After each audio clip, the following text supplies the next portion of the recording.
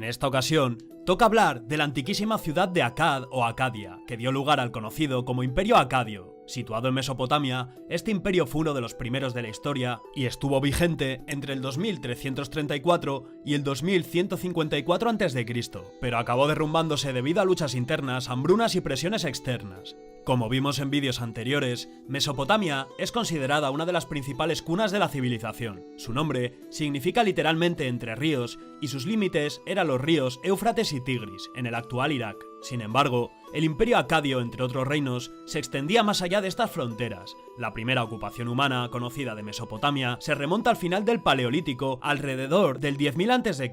Como todos sabemos, con el tiempo durante el Neolítico, los humanos empezaron a criar animales y a cosechar cultivos, asentándose definitivamente en pequeñas comunidades y aldeas a lo largo de los ríos mesopotámicos. Con el paso de los siglos, estas comunidades se convirtieron en grandes zonas urbanas y en el milenio IV a.C.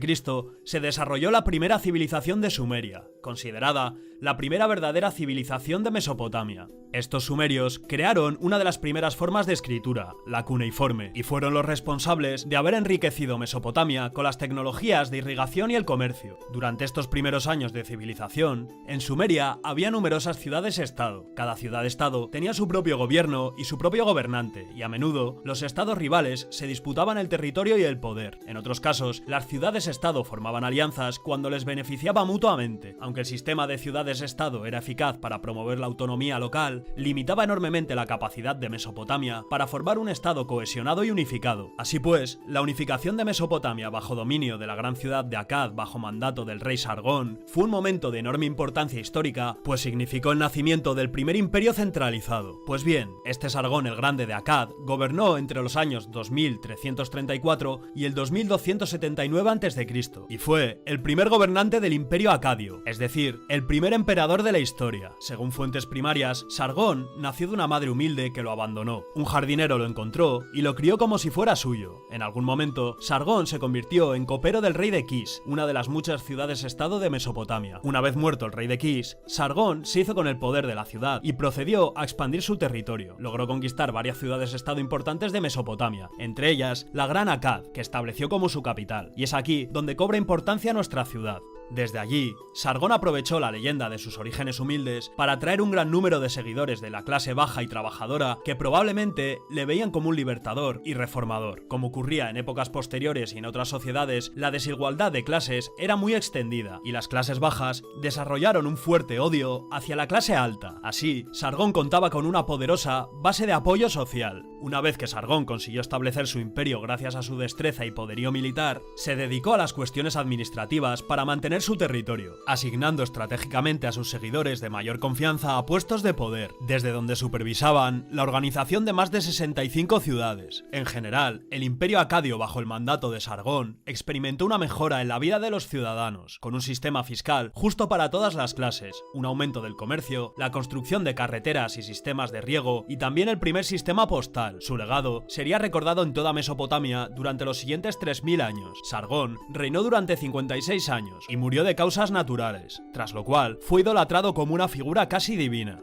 El imperio acadio estaba estructurado como un fuerte gobierno centralizado y en su pedestal se encontraba el rey. Este imperio fue dividido en varios sectores que se extendían desde el Golfo Pérsico hasta el mar Mediterráneo. Para mantener este vasto territorio se fundó una administración sistemática, en la que el rey estaba a la cabeza de la estructura política y ostentaba el poder absoluto. El monarca era la autoridad suprema en todos los asuntos, tanto en la ley como en la justicia, como en la religión y en los asuntos militares. Por otro lado, grandes estratos burocráticos de funcionarios, administradores y asesores ayudaban al rey a controlar el imperio. Estos burócratas se organizaban en diferentes sectores de gobierno como la fiscalidad, la justicia y las obras públicas. Todos estos funcionarios eran nombrados por el rey y obedecían directamente sus órdenes, por lo que se esperaba de ellos una lealtad absoluta. Las provincias divididas del imperio acadio estaban gobernadas por gobernadores designados o administradores provinciales. Por debajo de ellos se encontraban los funcionarios locales como alcaldes y los funcionarios municipales, que eran responsables de la administración administración diaria de las ciudades y pueblos. Su tarea consistía en mantener el orden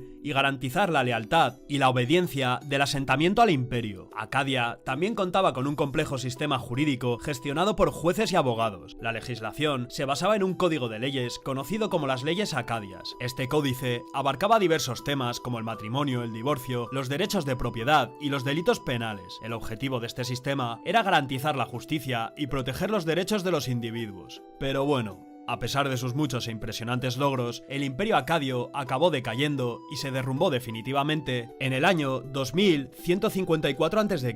En general, los historiadores reconocen que una de las principales razones de la caída del imperio fue la degradación del medio ambiente. La fundación de este imperio tuvo lugar durante un periodo de clima relativamente suave que fue vital para el crecimiento agrícola y la expansión de los asentamientos. Sin embargo, hacia el siglo XXII a.C., el clima se volvió mucho más seco y la tierra se vio asolada por sequías, inundaciones y otros desastres naturales. Este cambio natural hacia un clima más seco afectó significativamente al imperio, ya que disminuyeron las cosechas, se secaron las fuentes de agua y se propagaron las enfermedades. Al final, al imperio acadio le resultó cada vez más difícil mantenerse en estas condiciones. Aparte de las condiciones naturales, el imperio empezó a experimentar una creciente inestabilidad política interna. Aunque Sargón el Grande estableció un control centralizado e inflexible, a sus sucesores les resultó difícil mantener su nivel de control y lealtad. Con el tiempo, el imperio se fragmentó y varias regiones y ciudades-estado compitieron por el poder y la influencia. Esto debilitó la centralidad del gobierno y creó una situación en la que el imperio no podía responder a amenazas externas como invasiones y rebeliones. A medida que el imperio se debilitaba internamente, las amenazas externas se hacían cada vez más difíciles de repeler. En concreto, la invasión de los pueblos guti, un pueblo nómada al este de Mesopotamia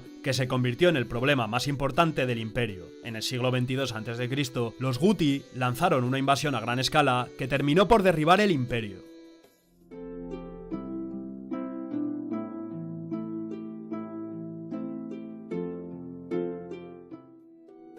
En esta ocasión, y continuando la serie de las principales potencias mesopotámicas, toca hablar de la antigua ciudad de Ur, ubicada a 24 kilómetros al suroeste de Nasiriyah, en el actual Irak. Pues bien, las pruebas arqueológicas sitúan el primer asentamiento en la cultura neolítica Ubaid, hacia el año 5500 a.C.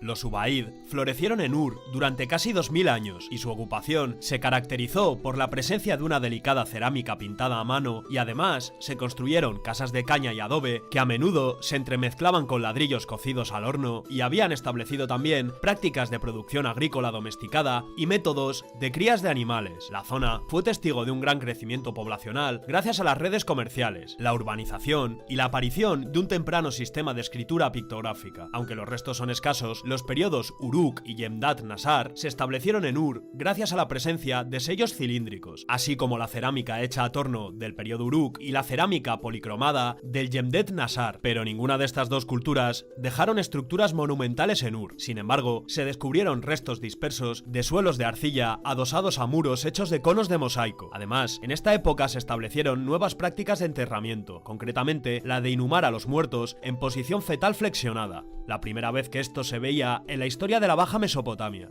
La formación de ciudades-estado surgió durante el periodo dinástico temprano de Mesopotamia, que también vio la evolución de la escritura, desde la escritura pictográfica a la verdadera cuneiforme, así como la administración política de las poblaciones. Se practicaba plenamente el culto religioso a un panteón de deidades, y cada ciudad tenía uno o más templos dedicados a los dioses y diosas de su ciudad. En Ur se trataba del dios de la luna Nana, cuyo complejo ceremonial incluía un templo y otras estructuras religiosas que acabaron sepultadas bajo los colosales edificios de la tercera dinastía de Ur. Las estructuras más importantes de la dinastía temprana fueron los cementerios reales. Se trataba de tumbas construidas en ladrillo y piedra que albergaban restos de lo que se cree que eran reyes, reinas y los súbditos reales sacrificados. En el siglo 24 a.C., el rey acadio Sargón el Grande conquistó las ciudades-estado de Sumeria y formó el primer verdadero imperio del mundo. Fue durante este periodo cuando la escritura pasó del sumerio al acadio. Las ciudades quedaron bajo control control político centralizado, el comercio internacional se expandió y los ejércitos organizados se hicieron más complejos. Ur fue una de estas ciudades conquistadas. Aunque los edificios de esta época son escasos, los sellos cilíndricos y una cabeza de maza inscrita describen cómo Sargón nombró a su hija para el cargo de gran sacerdotisa de Ur. Tras la caída del Imperio Acadio, surgió una nueva entidad política, la tercera dinastía de Ur. En este periodo se produjo un renacimiento cultural sumerio. Los proyectos de construcción a gran escala son una de las señas de identidad de esta dinastía, incluidos los sistemas de irrigación, la planificación central, los palacios y las colosales torres de templo escalonadas conocidas como zigurats. Los proyectos de construcción en Ur durante esta época incluían la excavación de canales, la construcción del zigurat y del complejo ceremonial y el levantamiento de tumbas de ladrillo para albergar a los reyes difuntos. Hacia el año 2000 a.C.,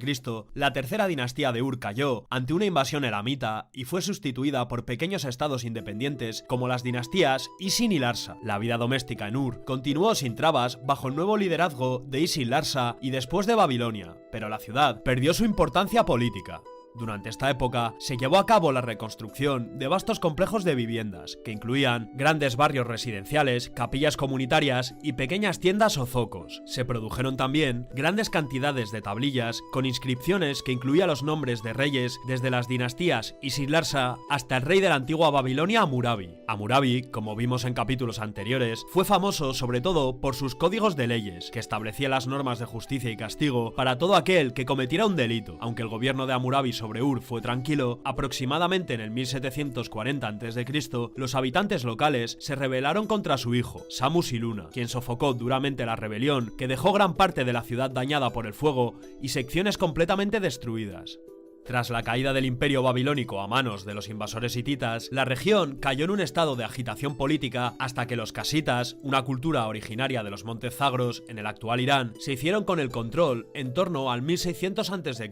Ur se recuperó lentamente y aunque la documentación sobre el dominio casita era mínima, la población parecía gozar de una paz relativa durante esa época. En el siglo XIV a.C., bajo el reinado del rey casita Kurigalzu, la ciudad fue objeto de una amplia reconstrucción. Tras el final de la dinastía casita, la región entró en un periodo de decadencia. Sin embargo, en el norte, como vimos, el imperio asirio se estaba fortaleciendo y expandiendo hacia el sur. Los asirios eran conocidos por su destreza militar, especialmente en la guerra de asedio. A medida que diferentes tierras caían bajo su control, extendieron sus normas culturales por toda Mesopotamia y más allá de sus fronteras, hasta Egipto, la antigua Anatolia, el antiguo Levante y los montes Zagros.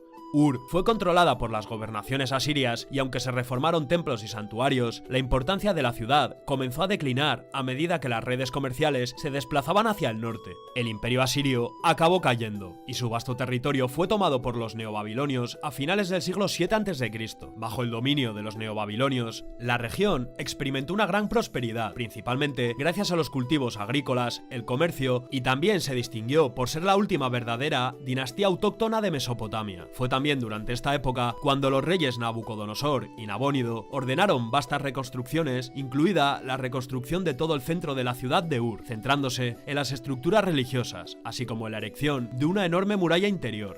El imperio neobabilónico llegó a su fin en el 539 a.C., cuando Ciro el Grande conquistó la región y la incorporó a su enorme imperio aqueménida, que se extendía desde Egipto a través de Anatolia por Mesopotamia hasta el río Indo. Los aqueménidas ocuparon las ciudades establecidas y crearon otras nuevas en su imperio. Incorporaron a su arte y arquitectura los estilos artísticos de las regiones que iban conquistando, que a su vez difundieron por todo su dominio a través de su vasta red de carreteras. En Ur, Ciro ordenó la reconstrucción de templos y santuarios dentro del recinto religioso. Además, durante los años de gobierno aqueménida se construyeron más viviendas por toda la ciudad, así como un complejo de fabricación de cerámica. El reinado de los reyes aqueménidas terminó con Darío III, que fue derrotado en la batalla de Gaugamela, cerca del actual Erbil, por las fuerzas militares de Alejandro Magno en el año 331 a.C.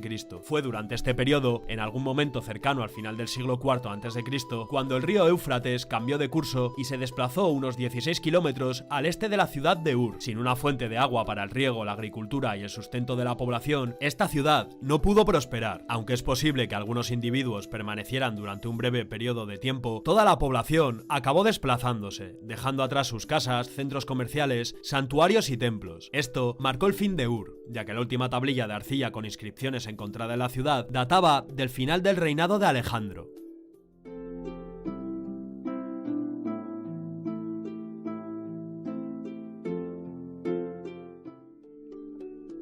En esta ocasión, toca seguir hablando de las principales ciudades mesopotámicas, en este caso, toca tratar Nippur, en sumerio Nibru, a menudo registrada logográficamente como Enlilki, que significa ciudad del Lil, y fue una de las ciudades sumerias más antiguas. Nippur era la sede especial del culto al dios sumerio Enlil, que era el señor del viento, gobernante del cosmos, sujeto únicamente a Anu. Nippur estaba ubicada en la actual Nufar en Afak, gobernación actual de Al-Qadishah, en Irak. Yendo a su historia, Nippur nunca disfrutó de una hegemonía política por derecho propio, pero su control fue crucial, ya que se consideraba capaz de conferir la realeza general a los monarcas de otras ciudades-estado. Era distintivamente una ciudad sagrada, importante por la posesión del famoso santuario del Lil. Según la crónica de Tumal, un tal Enmebagresi, un gobernante temprano de Kish, fue el primero en construir este templo. Su influencia sobre Nippur también habría sido detectada arqueológicamente. La crónica enumera sucesivos gobernantes sumerios primitivos que mantuvieron ceremonias intermitentes en el templo: Aga de Kish, Mesanepada de Ur, su hijo Mexquiang Nuná, Gilgamesh de Uruk, su hijo Ur-Nugal, Nani de Ur y su hijo Mexquiang Naná. También se indica que la práctica fue revivida en tiempos neosumerios por Ur-Nammu de Ur y continuó hasta que Ibishin nombró a un tal Enmegalana sumo sacerdote en Uruk, en torno al año 1950 a.C. Las inscripciones de Lugal-Zage-Si y Lugal-Kigub-Nidudu, reyes de Uruk y Ur, respectivamente, y de otros gobernantes preseméticos primitivos, en los portales de las puertas y los jarrones de piedra, mostraba la veneración en la que se tenía entonces al antiguo santuario y la importancia que se daba de su posesión, como dando un cierto sello de legitimidad. En sus ofrendas votivas, algunos de estos gobernantes se designaban a sí mismos como ensis o gobernadores. Nippur, que en sus orígenes era un pueblo de chozas de caña en las marismas, era especialmente propenso a la devastación por inundaciones o incendios. Por alguna razón, el asentamiento persistió en el mismo lugar y gradualmente el sitio se elevó por encima de las marismas, en parte por la acumulación de escombros y en parte por los esfuerzos de los habitantes. A medida que los ciudadanos de Nippur comenzaron a desarrollarse como civilización, sustituyeron, al menos en el caso de su santuario, las chozas de caña por edificios de adobe. La primera etapa civilizatoria de Nippur, conocida como la era de arcilla, estaba marcada por la cerámica tosca hecha a mano y los ladrillos marcados con el pulgar, planos por un lado y cóncavos por el otro, que se desarrollaron gradualmente a través de varias etapas bastante marcadas. No se puede determinar la forma exacta del santuario en ese periodo, pero parece haber estado relacionado con la quema de los muertos y se encuentran amplios restos de dicha cremación en todos los estratos anteriores, presargónicos. Pues bien, la pequeña aldea Las Marismas dio paso con el tiempo a otro asentamiento más grande, notablemente inferior en la fabricación de cerámica, pero aparentemente superior como constructor. En uno de estos estratos más antiguos de gran antigüedad, se descubrió, en conexión con el santuario, un conducto construido con ladrillos en forma de arco. El santuario en este momento se encontraba sobre una plataforma elevada con forma de zigurat. En la época de Hammurabi, a finales del tercer milenio a.C., Nippur fue conquistada y ocupada por los gobernantes semíticos de Akkad, y numerosos objetos votivos de Rimush, Sargón y Naram-Shuen dan testimonio de la veneración que también profesaban a este santuario. Naram-Shuen reconstruyó tanto el templo como las murallas de la ciudad, y en la acumulación de escombros que ahora marca el antiguo emplazamiento se encuentran sus restos aproximadamente a mitad de camino desde la cima hasta la base. A la ocupación acadia le siguió otra durante la tercera dinastía de Ur, y las construcciones de Ur-Nammu, el gran constructor de templos, se superponen inmediatamente a las de Naram-Sin. Ur-Nammu dio al templo su forma característica final, derribando parcialmente las construcciones de sus predecesores, erigiendo una terraza de ladrillos. Cerca del borde noroeste hacia la esquina occidental construyó otro zigurat de 3 niveles de ladrillo seco, revestido con ladrillos cocidos al horno colocados en betún. En la cima se alzaba, como en Ur y Eridu, una pequeña cámara que funcionaba como el santuario principal o la morada del dios. Al noreste de este zigurat se alzaba aparentemente la casa del dios Bel, y en los patios debajo del zigurat había otros edificios, santuarios, cámaras del tesoro y similares. Ur-Nammu reconstruyó también las murallas de la ciudad, siguiendo la línea de las murallas de Naram-Sin. La restauración de las características generales del templo de este periodo y de los inmediatamente posteriores se ha visto facilitada en gran medida por el descubrimiento de un croquis sobre un fragmento en una tabla de arcilla. Este croquis representa un cuadro de la ciudad situado al este del canal Shat en Nil. Este barrio estaba encerrado dentro de sus propias murallas, una ciudad dentro de otra ciudad, formando un cuadrado irregular, con lados de aproximadamente 820 metros de largo, separado de los otros barrios y del campo al norte y al este, por canales en todos los lados, con amplios muelles a lo largo de las murallas. Un canal más pequeño dividía este barrio de la ciudad en dos partes. En la parte sureste, en el centro de su lado sureste, se encontraba el templo, mientras que en la parte noroeste, a lo largo del Shat en Nil, se indican dos grandes almacenes. Ambas partes tenían una superficie aproximada de unos 32.000 metros cuadrados. Pues bien, los reyes de varias dinastías sucesivas continuaron reconstruyendo el templo, como demuestra los ladrillos y los objetos votivos con las inscripciones de los reyes de varias dinastías de Ure y Shin. Parece que durante estas conquistas el templo sufrió graves daños, principalmente tras la invasión elamita, como demuestra los fragmentos rotos de estatuas, jarrones votivos y similares de este periodo. Al mismo tiempo, parece que ganó el reconocimiento de los conquistadores elamitas, de modo que el rey elamita Rim-Shin I de Larsa se autodenominaba pastor de la tierra de Nippur. Con el establecimiento del Imperio Babilónico bajo Hammurabi a principios del segundo milenio a.C., el centro de influencia religiosa y política fue transferido de Nippur a Babilonia, donde Marduk se convirtió en señor del panteón. Muchos de los atributos del Lil le fueron transferidos y Ekur, el templo del Lil, fue en cierta medida descuidado. Más adelante, bajo la dinastía casita, poco después de mediados del segundo milenio, Ekur recuperó su antiguo esplendor. Varios monarcas de esta dinastía construyeron sobre ella y la adornaron, y en sus archivos se han descubierto miles de inscripciones que datan de la época de esos gobernantes. Después de mediados del siglo XII a.C., sigue otro largo periodo de relativo abandono, pero con la conquista de Babilonia por el rey asirio Sargón II a finales del siglo VIII a.C., volvemos a encontrar inscripciones en edificios y bajo Asurbanipal, aproximadamente a mediados del siglo VII, encontramos Ekur restaurado con un esplendor mayor que nunca antes, y el zigurat de ese periodo medía 58 por 39 metros. Después de la caída del imperio neoasirio, Ekur parece haber caído gradualmente en decadencia, hasta que finalmente, en el periodo seleucida, el antiguo templo se convirtió en una fortaleza. En los bordes de la antigua terraza se levantaron enormes muros, los patios del templo se llenaron de casas y calles, y el propio zigurat fue curiosamente construido en forma de cruz y se convirtió en una acrópolis para la fortaleza. Este fortín estuvo ocupado y se siguió construyendo en él hasta finales del periodo parto, alrededor del año 250 después de Cristo. Pero bajo el gobierno posterior de los sasánidas volvió a caer en decadencia y el antiguo santuario se convirtió en gran medida en un mero lugar de sepultura, y solo un pequeño pueblo de chozas de barrio apiñadas alrededor del antiguo zigurat continuó habitado. Parece que la ciudad fue sede de un obispado cristiano de la iglesia siria de Oriente hasta el siglo VIII después de Cristo, con la conquista musulmana.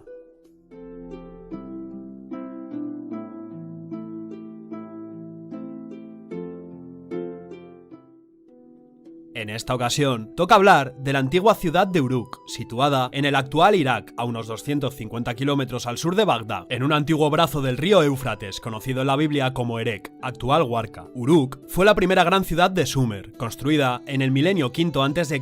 y se considera uno de los mayores asentamientos sumerios y uno de los centros religiosos más importantes de toda Mesopotamia. Uruk estuvo habitada ininterrumpidamente desde aproximadamente el año 5000 a.C. hasta el siglo V después de Cristo.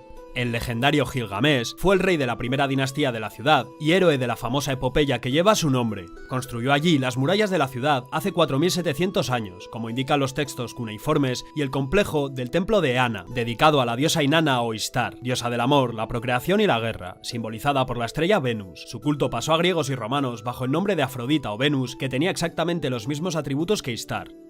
Uruk fue una ciudad importante en dos aspectos, religión y ciencia, lo que confirman los miles de tablillas de arcilla desenterradas en ella que se remontan a los inicios de la escritura hace unos 5000 años, en cuya invención Uruk desempeñó un papel fundamental. Las excavaciones han revelado una serie de estructuras y yacimientos muy importantes del cuarto milenio antes de Cristo, y el yacimiento ha dado nombre al periodo que sucedió al Ubaid y prosiguió al Yemdet Nas de la antigua Mesopotamia. El periodo de Uruk supuso la aparición de la vida urbana en Mesopotamia y condujo a la plena civilización del periodo dinástico temprano. En cualquier caso, no siempre se tiene plena conciencia de la singularidad del emplazamiento de Uruk en esta época. Era, con diferencia, el mayor asentamiento, con los edificios más impresionantes y los primeros indicios de escritura. Se podría decir, pues, que Uruk fue la primera ciudad de Mesopotamia y de todo el mundo. Parece ser que comenzó como dos asentamientos separados, llamados Kulaba y Eana, que se fusionaron en el periodo de Uruk para formar una ciudad de unas 80 hectáreas. En el punto álgido de su desarrollo en el periodo dinástico temprano, las murallas de la ciudad medían 9,5 kilómetros de largo, abarcaban 450 hectáreas y podían albergar unas 50.000 personas. En el corazón de la ciudad se encuentran dos grandes complejos de templos, el santuario de Anu, dios del cielo, perteneciente originalmente a Kulaba, y el santuario de Eana, dedicado a Istar, conocido por los eruditos como el templo del mosaico de Uruk, que se eleva a una altura de 16 metros sobre una base cuadrada de 60 por 60. Ambos complejos han revelado varias estructuras de templos sucesivas del periodo de Uruk, como el templo blanco del santuario de Anu y los templos de piedra caliza y de los pilares del santuario de Eana. Una forma característica de decoración consiste en el uso de conos de arcilla con la parte superior pintada y prensadas en las capas de barro que recubrían los edificios, una técnica conocida como mosaico de conos de arcilla. En el lado noroeste del santuario de Ana había un zigurat, una antigua torre de templo mesopotámica consistente en una elevada estructura piramidal, construida en etapas sucesivas con escaleras exteriores y un santuario en la cima, desde donde gobernaban los sacerdotes. Este zigurat data de tiempos de Ur-Nammu de Ur, en el periodo tercero de Ur, a finales del tercer milenio antes de Cristo. Las pruebas de la profunda zanja excavada en el santuario de Ana han arrojado mucha luz sobre los avances del periodo de Uruk. El más importante de ellos fue sin duda el desarrollo de la escritura. Las primeras tablillas de arcilla aparecen en los niveles tardíos de Uruk. Son simples etiquetas y listas con símbolos pictográficos. Las tablillas de niveles ligeramente posteriores de la fase Yemnet Nasar muestran una clara evolución hacia la escritura cuneiforme del periodo dinástico temprano. La ciudad siguió siendo importante durante el tercer milenio, pero perdió importancia en la última parte de ese periodo y permaneció ocupada durante los 2 milenios siguientes, hasta el periodo Parto, pero solo como un centro menor. De hecho, Uruk desempeñó un papel importante en la mitología de las civilizaciones mesopotámicas hasta el final.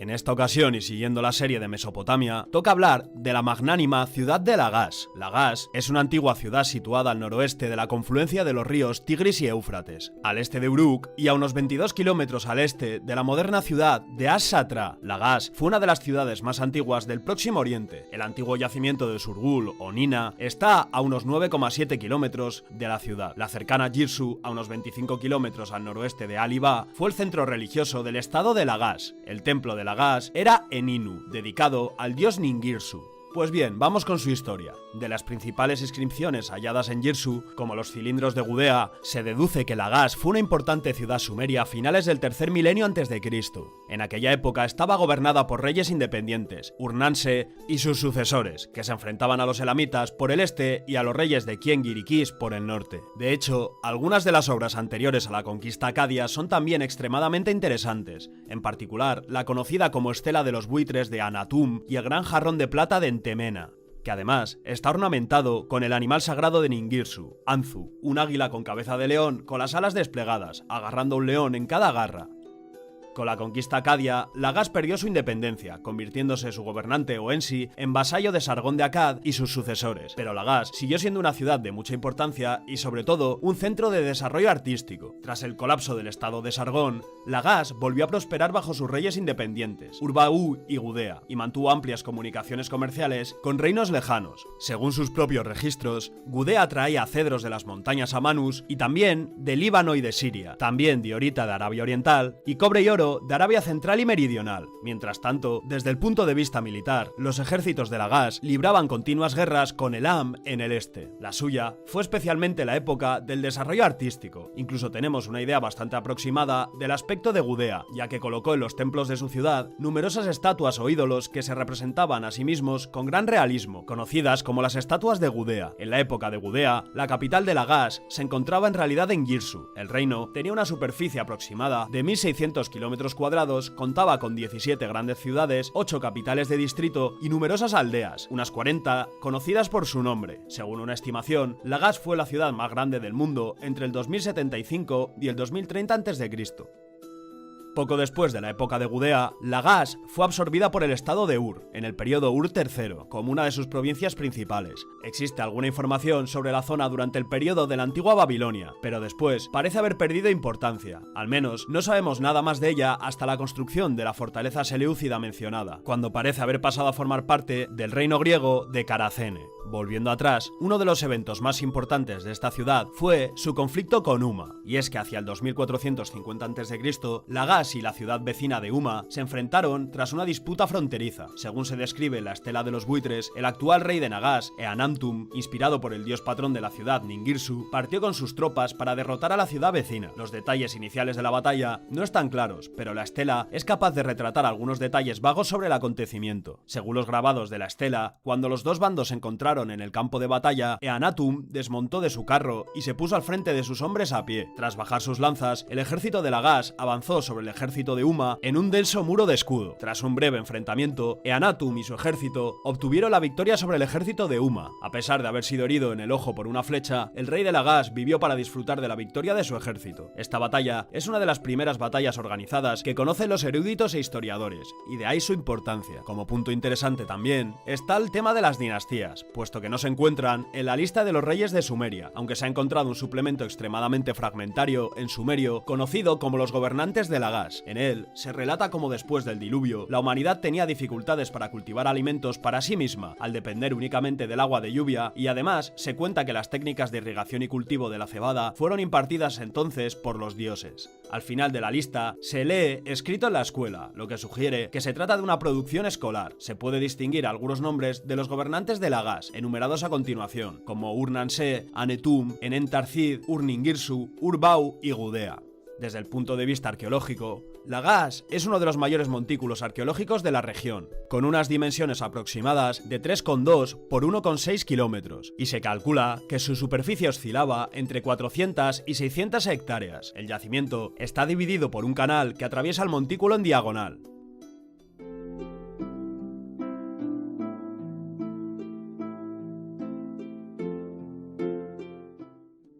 En esta ocasión, y siguiendo la serie de Mesopotamia, toca hablar del reino de Elam. Pues bien, la historia del asombrosamente rápido ascenso del archiconocido imperio persa no comienza hasta alrededor del año 550 a.C., pero mucho antes, civilizaciones y culturas habían surgido y desaparecido en el territorio de la actual nación de Irán. La cultura más antigua que conocemos en Irán, la de los elamitas, floreció hace unos 8000 años, y es casi tan antigua como las civilizaciones más antiguas del mundo. Una de ellas, la cercana Sumeria, en el actual sur de Irak, y la cercana Jiroft, de la que tenemos un vídeo en el canal. Los centros principales del reino de Elam eran Anshan, en el suroeste de los montes Zagros, y Susa, en la llanura de lo que hoy se conoce como Khuzistán. Pues bien, los elamitas no eran ni iranios ni semitas, hablaban una lengua propia completamente ajena a las lenguas posteriores de los pueblos iranios o a cualquier otra lengua conocida. No se conocen con certeza sus conexiones raciales, pero no estaban emparentados con los medos, los persas y otros pueblos iranios que empezaron a llegar a la meseta iraní mucho más tarde, alrededor del año 1000 a.C.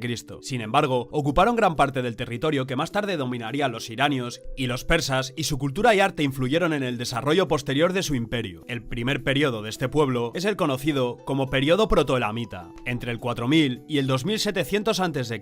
Durante ese tiempo, en lo que hoy es el suroeste de Irán, existía una civilización urbana muy antigua desde al menos el año 4000 a.C., centrada en Shusha, en la llanura, y Anshan, en los montes Zagros, bastante más al este. Los primeros vestigios de Susa se remontan al 4200 a.C. aproximadamente. La influencia de la cultura sumeria, ejemplificada por los hallazgos de cerámica, data de alrededor el 3200 a.C.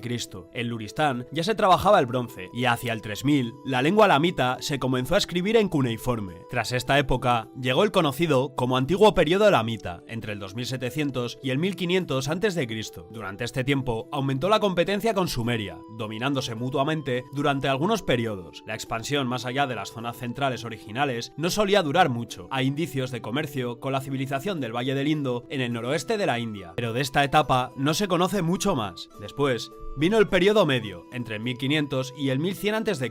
En este tiempo, el imperio elamita alcanzó su máximo poder bajo la dinastía Sutrukid, pero a pesar de algunos éxitos frente a babilonios y asirios, su poder comenzó a declinar y desapareció de los registros durante varios siglos. Entre el 1300 y el 1200, los elamitas construyeron zigurats a lo largo de todo el reino, como el Chogan Zambil, y controlaron una extensa red comercial que llegaba hasta el lejano oeste, hasta la India. Este Choga Zambil se construyó cuando el imperio elamita era más poderoso bajo el rey Untash-Naparisha. La ciudad tenía 3 conjuntos de murallas que rodeaban un enorme templo de 5 pisos en el centro, el zigurat. La planta de este zigurat era un cuadrado de 105 metros de lado y los ladrillos rojos destacaban por su brillantez. El templo se construyó en honor a Inshushinak, el dios principal de los elamitas.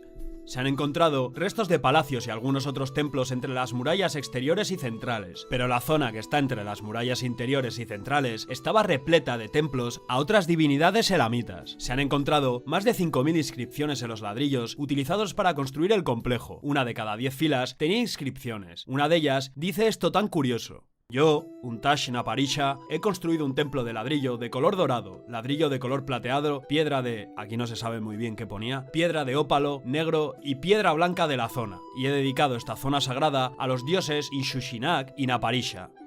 Y luego había otro en el que ponía lo siguiente: que la maldición de Inshushinak, Naparisha y Kiririsha caiga sobre la persona que destruya, dañe o mueva sus piedras y ladrillos, y que sus descendientes sean eliminados de debajo del sol. Tras este periodo, vino el periodo neoelamita, Los elamitas siempre habían tenido que competir con los asirios o los babilonios por el control del sur de Mesopotamia. Finalmente, los elamitas serían completamente aplastados por el caudillo asirio Asurbanipal en el año 640 a.C.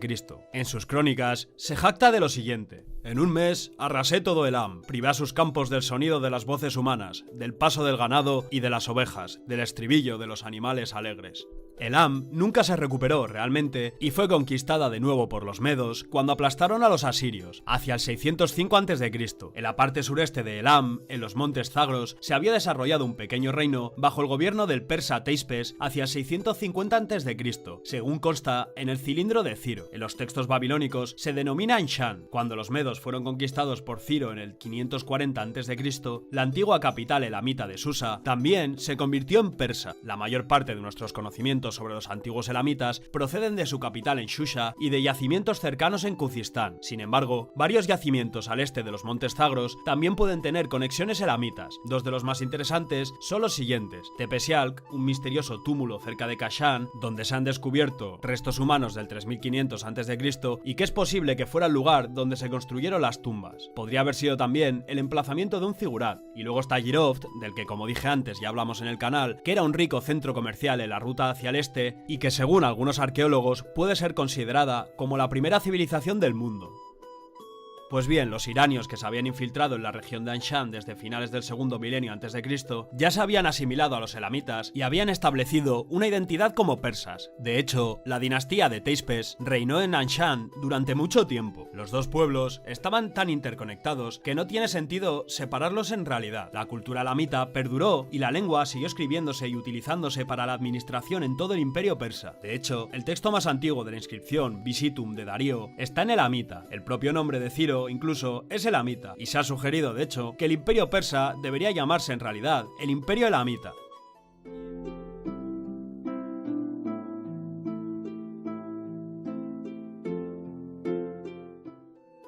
En esta ocasión, y continuando la serie de las principales potencias mesopotámicas, toca hablar del imperio hitita, que fue el primer gran imperio de Anatolia, y en su apogeo, los hititas llegaron a controlar toda la península de Anatolia, Mesopotamia, y rivalizaron con el reino de Egipto en la costa siria.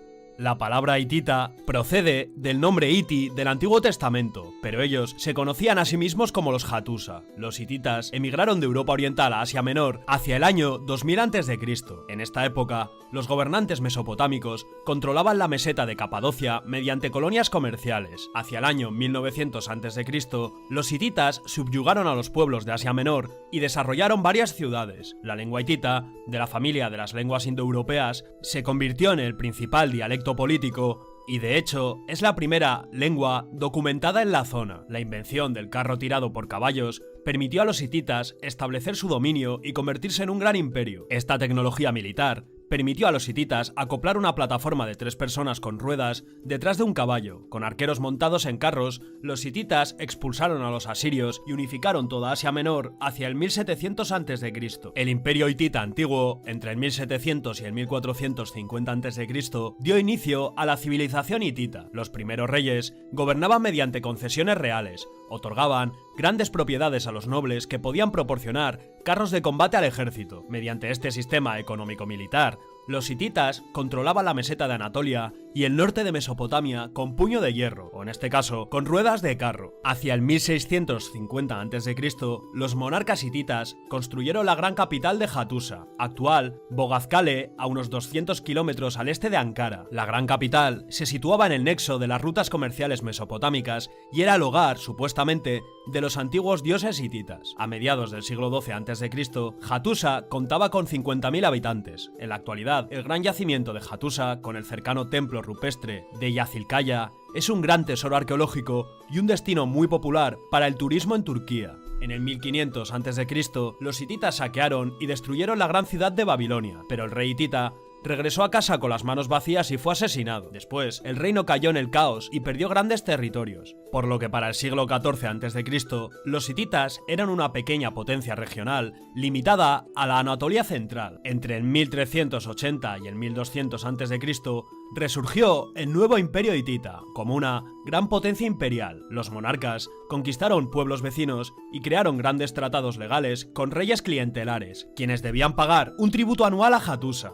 Este imperio también construyó un gran sistema de carreteras para el comercio y las conquistas militares. Con todo esto, el imperio se extendió hasta las costas sirias y en el 1275, el faraón egipcio Ramsés II y Muwatalli II, el rey hitita, libraron la archiconocida batalla de Kadesh, de la que tenemos un vídeo en el canal. Esta batalla se libró por el control de las prósperas rutas comerciales a través de Siria. La gran batalla terminó en tablas y el tratado de paz resultante de la batalla reconoció al rey hitita como igual al gran faraón egipcio. Este famoso tratado, registrado tanto en fuentes egipcias como hititas, supuso el apogeo del poder hitita.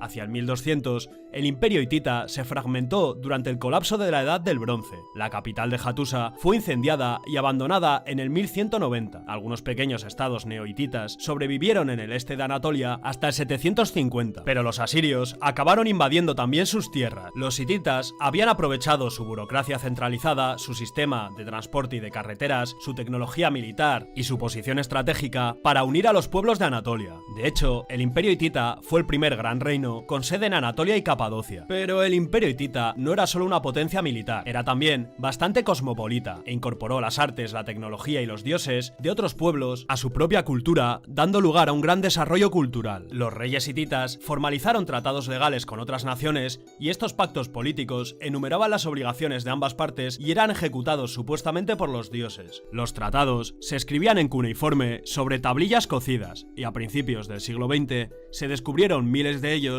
en los archivos reales de Hattusa. Estas fuentes históricas iluminan la literatura del Antiguo Testamento, especialmente el Pacto del Sinaí, en el Éxodo y en el Deuteronomio. Respecto a su descubrimiento, en 1833, un explorador francés llamado Charles Texier descubrió la capital imperial de Hattusa. Los arqueólogos alemanes comenzaron entonces a excavar el yacimiento a principios del siglo XX. El descubrimiento de enormes tallas en la roca y 30.000 tablillas de arcilla dio lugar al estudio de la hititología, una rama de la investigación del Próximo Oriente Antiguo. El descubrimiento de Hattusa suscitó gran interés entre los turcos entre los años 1920 y 1930. Algunos turcos, de mentalidad laica, describían la nueva República Turca como una continuación del antiguo imperio hitita, y no como el estado sucesor del imperio otomano. En la actualidad, el Museo de Civilizaciones Anatolias de Ankara alberga la mayoría de los artefactos hititas encontrados. A nivel popular, los recuerdos turísticos de Capadocia, como la cerámica fabricada en Ábanos, utilizan estilos artísticos hititas.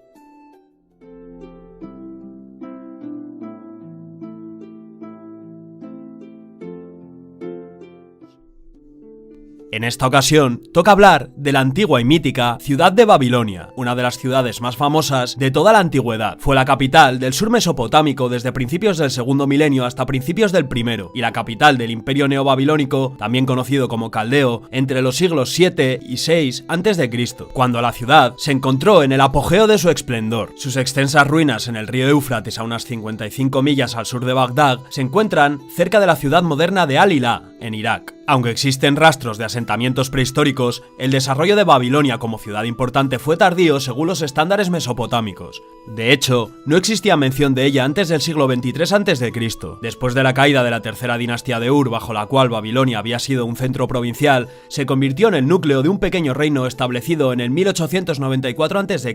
por el rey amorreo Sumuaum, cuyos sucesores consolidaron su estatus. La sexta y más conocida de las dinastías amorreas, la de los Hammurabis, conquistó las ciudades-estado circundantes y elevó a Babilonia a la categoría de capital de un reino que abarcaba todo el sur de Mesopotamia y parte de Asiria. Su importancia política, junto con su favorable ubicación, la convirtieron en el principal centro comercial y administrativo del sur de Mesopotamia, mientras que su riqueza y prestigio la convirtieron en un objetivo para los conquistadores extranjeros. Pues bien, después de una incursión hitita en el 1595 a.C., la ciudad pasó al control de los casitas, quienes establecieron una dinastía que duró más de 4 siglos. Más tarde, en este periodo, Babilonia se convirtió en un centro literario y religioso, cuyo prestigio se reflejó en la elevación de Marduk, su dios principal, a la la supremacía en Mesopotamia. En el 1234, Tukulti-Ninurta I de Asiria subyugó la ciudad, aunque posteriormente la dinastía casita se reafirmó hasta 1158 a.C., cuando la ciudad fue saqueada por los elamitas. La supremacía política reconocida de Babilonia se demuestra por el hecho de que la dinastía de Nabucodonosor I,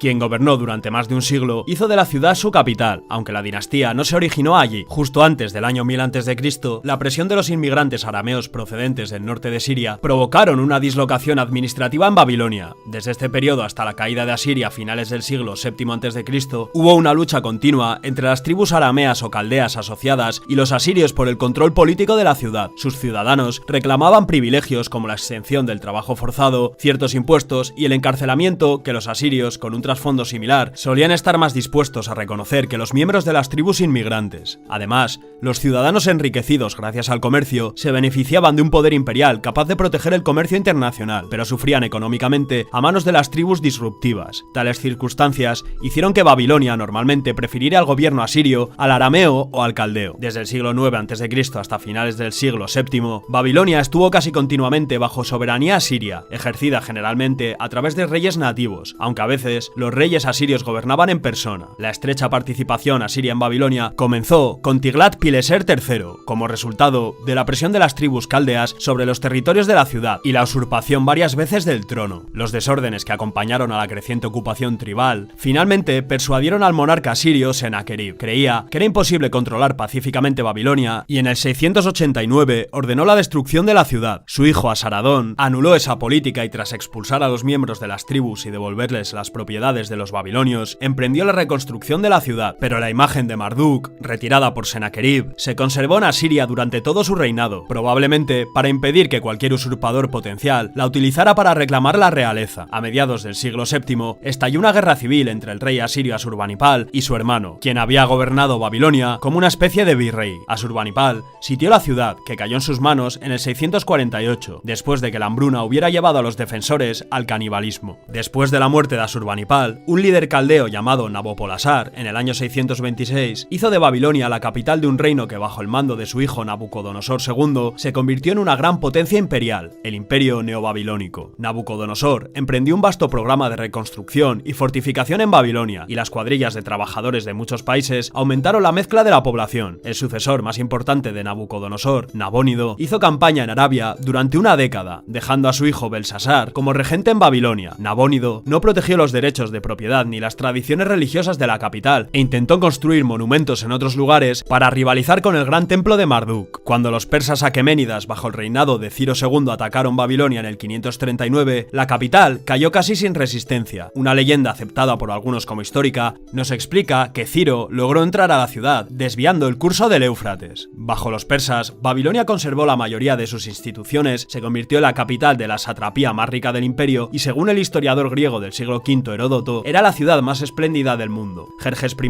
provocó la destrucción de sus fortificaciones y templos y la fundición de la imagen dorada de Marduk. En el año 331, Babilonia se rindió ante el rey macedonio Alejandro Magno, quien confirmó sus privilegios y ordenó la restauración de los templos. Alejandro, reconociendo la importancia comercial de la ciudad, permitió a su sátrapa acuñar moneda y comenzó a construir un puerto para fomentar el comercio. En el 323, Alejandro murió en el palacio de Nabucodonosor. Había planeado hacer de Babilonia su gran capital imperial. La conquista de Alejandro puso a Babilonia en la órbita de la cultura griega y la ciencia helénica se enriqueció enormemente con las contribuciones de la astronomía babilónica. Después de una lucha de poder entre los generales de Alejandro, Babilonia pasó primero a manos del Imperio Seleucida, del que tenemos un vídeo en el canal, y más tarde del Imperio Parto y del Imperio Sasánida. La importancia de la ciudad durante este periodo se redujo mucho con la construcción de una nueva capital, Seleucia del Tigris, donde parte de la población de Babilonia fue trasladada en el año 275. Tras esto y hasta la conquista musulmana durante el siglo VII después de Cristo, Babilonia fue, aun siendo una ciudad menor, capital del Imperio Parto y más tarde del Imperio Sasánida.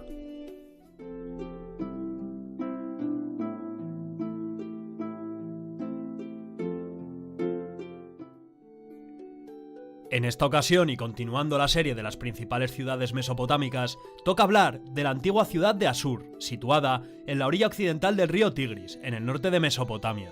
Aunque había controlado una extensa red comercial a principios del segundo milenio antes de Cristo y constituía una zona central del imperio de Samse-Adad, la ciudad cayó en la sombra durante los siglos siguientes.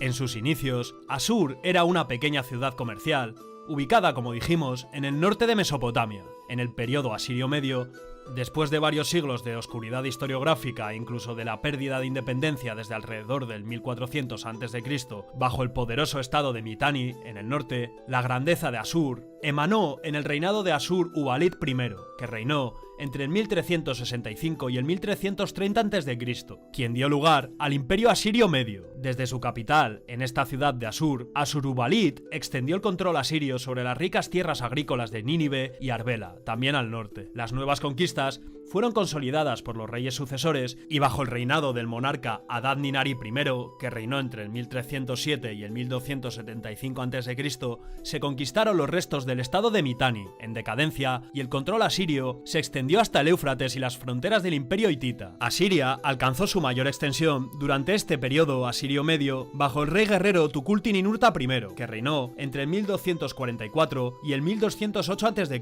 y este hombre derrotó al gobernante de Babilonia en el sur e instaló reyes títeres para gobernar la región durante unos 32 años. Tukulti-Ninurta estableció una nueva ciudad real en la orilla opuesta del Tigris desde Asur y la llamó Kar-Tukulti-Ninurta, pero las luchas internas por el trono condujeron al asesinato del rey y a una serie de reinados efímeros. Sin embargo, salvo la pérdida de Babilonia, el imperio asirio no se desintegró. Bajo Tiglat-Pileser I, que reinó entre el 1114 y el 1076 a.C., se llevaron a cabo campañas hacia el norte hasta el lago Van, y el rey incluso viajó al Mediterráneo, donde recibió regalos reales. Tiglat-Pileser y sus sucesores dirigieron gran parte de sus campañas contra los grupos de pastores arameos de Siria, algunos de los cuales se movían contra los centros asirios. A finales del segundo milenio, la expansión aramea había provocado la pérdida de gran parte del territorio asirio en la Alta Mesopotamia, pero el poder de la ciudad y del imperio asirio resurgiría durante el conocido como periodo neoasirio, entre los siglos 9 y 7 a.C. Durante este periodo, Asiria prosperó bajo una serie de gobernantes enormemente eficaces que expandieron sus fronteras mucho más allá de las llanuras septentrionales. A partir del siglo 9 a.C., los ejércitos asirios controlaban las principales rutas comerciales y dominaban los estados circundantes de Babilonia, Irán occidental, Anatolia y el Levante. La ciudad de Asur continuó teniendo una enorme importancia tanto desde el punto de vista administrativo como religioso, pero los reyes asirios también fundarían y ampliarían otras ciudades. Durante el reinado de Asurbanipal II, entre el 883 y el 859, se construyó la ciudad de Nimrud, que estableció como capital, desplazando a Asur, y en ella emprendió impresionantes obras de construcción, entre ellas el Palacio del Noroeste. Durante el periodo de Asurbanipal, Asiria recuperó gran parte del territorio que había perdido hacia el año 1100 a.C. Al final del periodo asirio medio, Salmanasar III, que reinó entre el 858 y el 824, sucedió a su padre Asurbanipal como rey de Asur e intentó consolidar sus éxitos militares anteriores tanto en el oeste, en Siria y el Levante, como al norte, en Anatolia. Tras una serie de reyes mediocres, Sargón II, que reinó entre el 721 y el 705, fundó la ciudad de Khorsabad, donde construyó un gran palacio, y además parece ser que Sargón era un rey bastante bélico. De hecho, se hizo con el trono mediante un violento golpe de estado, y tras hacer frente a la resistencia dentro de la propia Siria, pasó gran parte de su reinado en los campos de batalla. Le sucedió en el trono su hijo Senaquerib, que reinó entre el 704 y el 681, quien volvió a ignorar a Asur y eligió a la antigua ciudad de Nínive como capital del reino, y allí construyó un enorme palacio y creó una vasta biblioteca. Durante el reinado de Senaquerib, la ciudad de Babilonia fue de nuevo conquistada y saqueada por los asirios, así como la ciudad de Laquis en Judea, un incidente que fue recogido en la Biblia. Después de que Senaquerib fuera asesinado por dos de sus hijos, otro hijo, Esarhaddon I, que reinó entre el 680 y el 669, subió al trono de Asiria. Esarhaddon extendió la actividad asiria hasta Egipto, capturando Menfis en el 671, pero murió de camino a una segunda campaña en Egipto en el año 669. Asurbanipal III sucedió a su padre como rey y durante su reinado atacó Egipto, Babilonia y Elam en el oeste de Irán. Asiria se encontraba en el apogeo apogeo de su poder, pero las persistentes dificultades para controlar Babilonia pronto desembocarían en un gran conflicto. A finales del siglo VII, el imperio asirio se derrumbó bajo el asalto de los babilonios del sur de Mesopotamia y los medos, recién llegados, que iban a establecer un nuevo reino en Irán. Nimrud fue destruida 2 veces durante estos tumultuosos años, primero en el 614 y de nuevo 2 años después. En ese último año, Asur y Nínive también cayeron y el dominio asirio en Oriente Próximo llegó a su fin. Y hasta aquí el vídeo, espero que os haya gustado y nada, no olvides dejar tu like y suscribirte y eso, nos vemos en la próxima.